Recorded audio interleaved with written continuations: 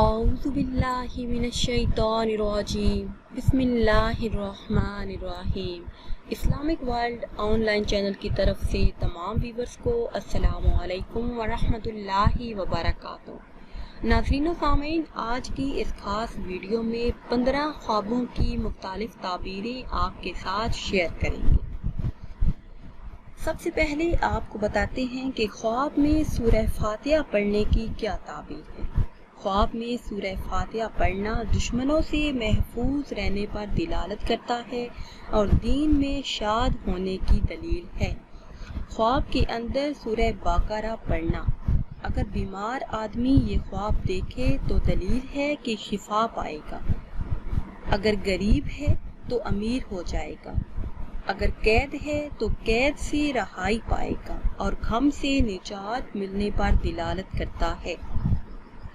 خواب کے اندر سورہ آل عمران پڑھنا یا دیکھنا قرض سے نجات پانے پر دلالت کرتا ہے، لوگوں میں عزت اور بزرگی حاصل ہونے کی دلیل ہے۔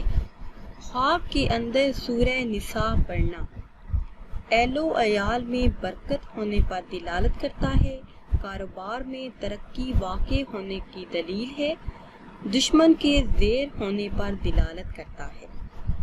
خواب کے اندر سورہ المائدہ پڑھنا دنیا میں عزت اور بزرگی حاصل ہونے پر دلالت کرتا ہے، نیک انجام ہونے کی دلیل ہے۔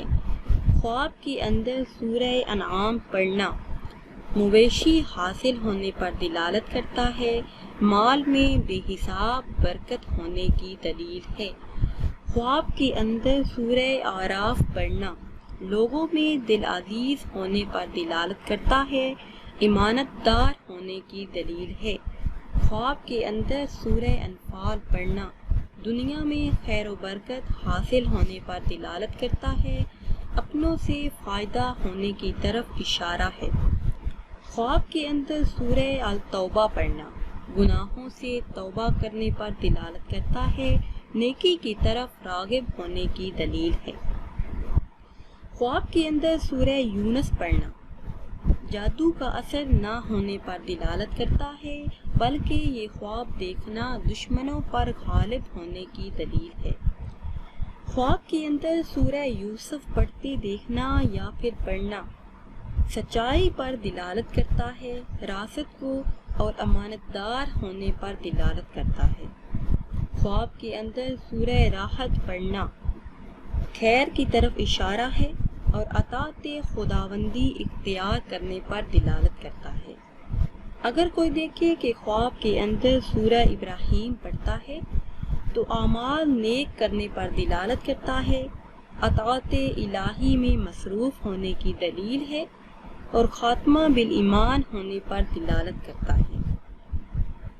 خواب کے اندر سورہ الحجر پڑھنا عالم دین ہونے پر دلالت کرتا ہے، دین کا علم حاصل کرنے پر دلالت کرتا ہے اور علم اسلام کی اشاعت کرنے پر دلالت کرتا ہے۔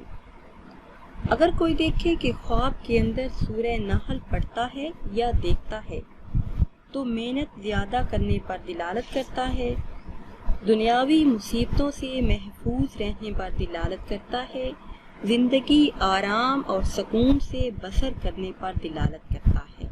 ناظرین و سامعین، یہ تھی ہماری آج کی ویڈیو۔ امید کرتے ہیں کہ آج کی یہ خاص ویڈیو آپ کو اچھی لگی ہوگی۔